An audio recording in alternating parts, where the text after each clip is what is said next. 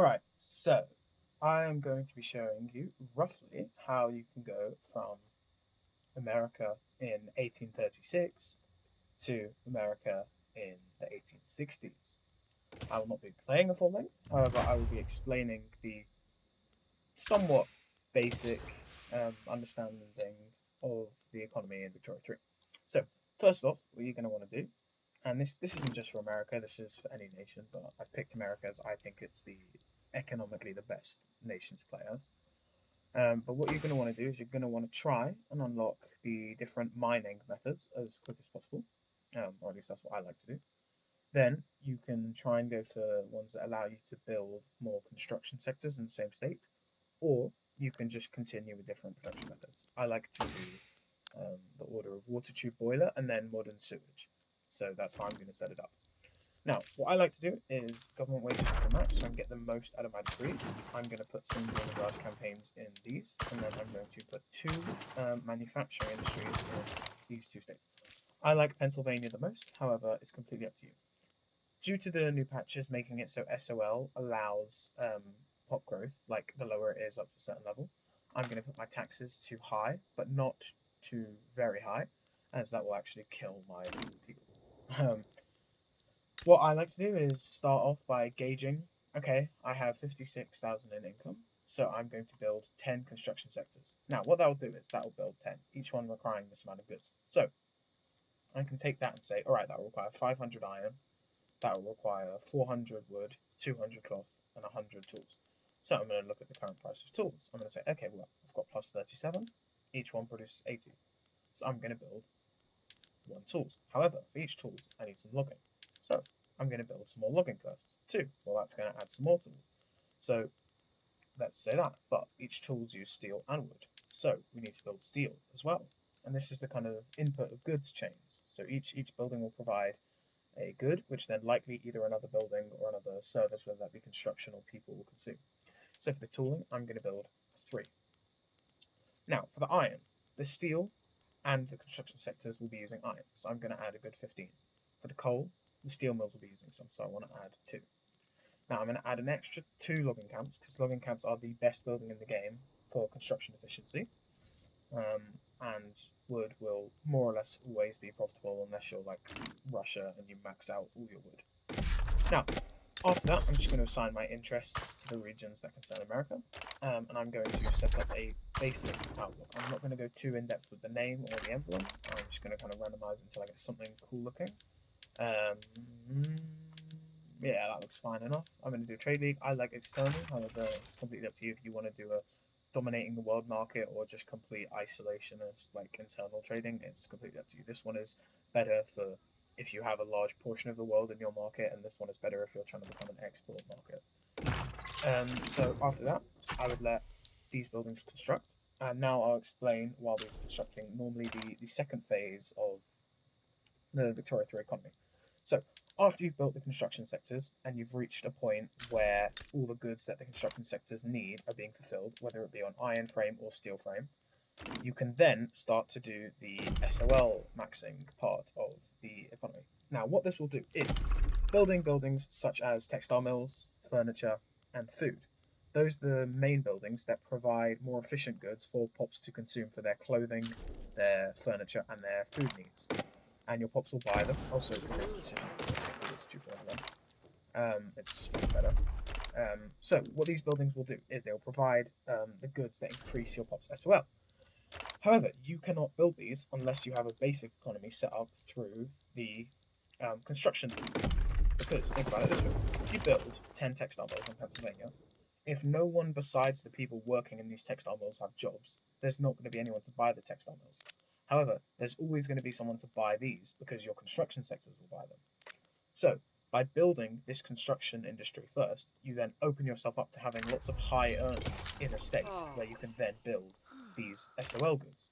And these SOL goods will then contribute to raising the average standard of living in that state.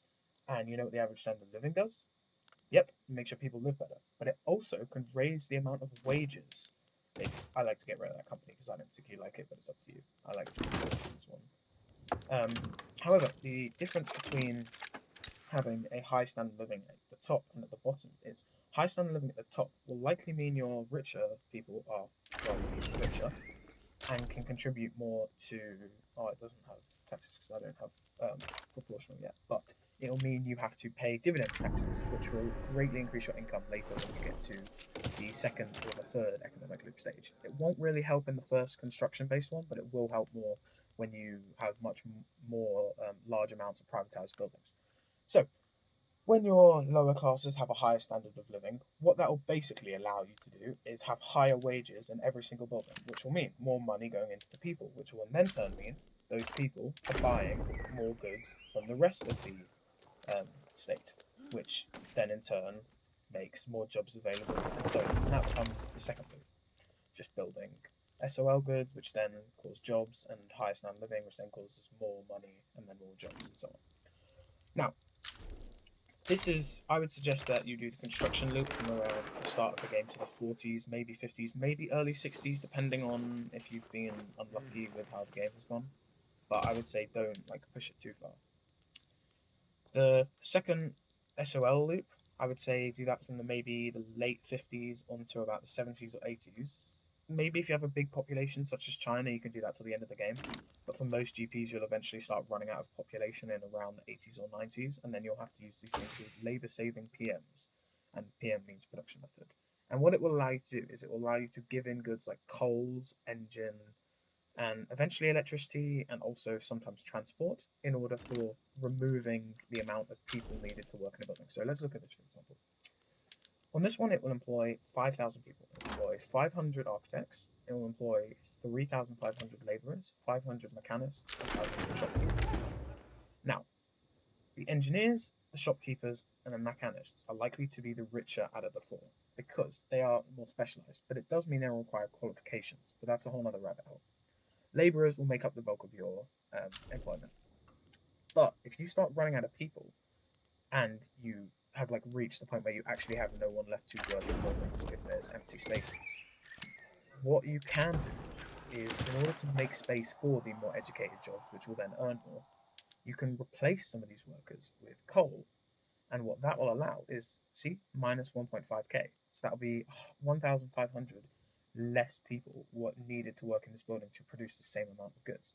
Some buildings have it where it produces slightly less goods, but it's still more efficient. But for the industry ones, it will normally look something like this.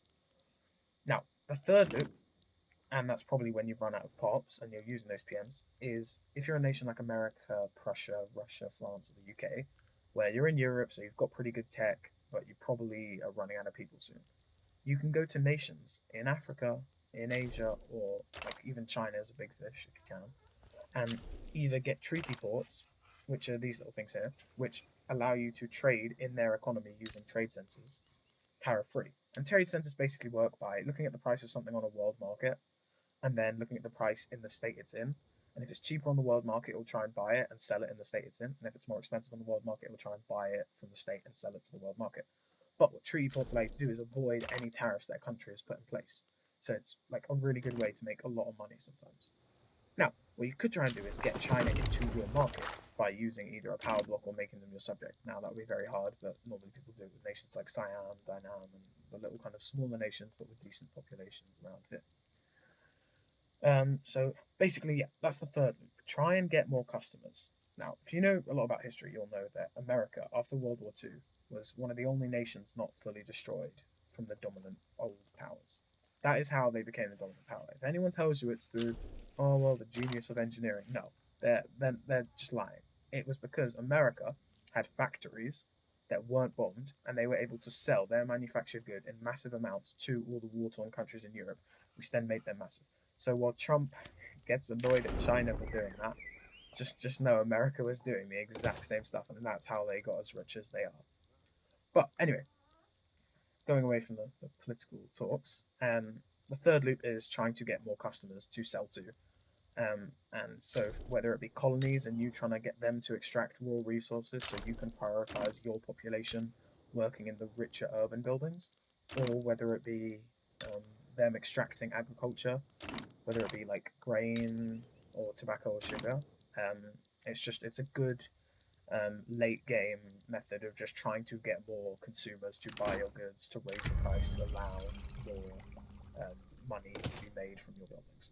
So yeah, as you can see, I haven't played particularly long, only around 2 years. But I hope that I've at least explained some of the basics and that you understand it more. If you've got any questions, just let me know in the comments and I'll try my best to answer them. Again, I'm not the world's best Victory player, so I wouldn't say take my advice over all else, but I would like to think that I'm somewhat decent and can offer an insight into how the game works. If you've enjoyed it, please like, subscribe, would help me make more and just in general help other people find this. If you didn't enjoy it, then just let me know why so I can try and fix it for next time. So yeah, thank you. Have a good one.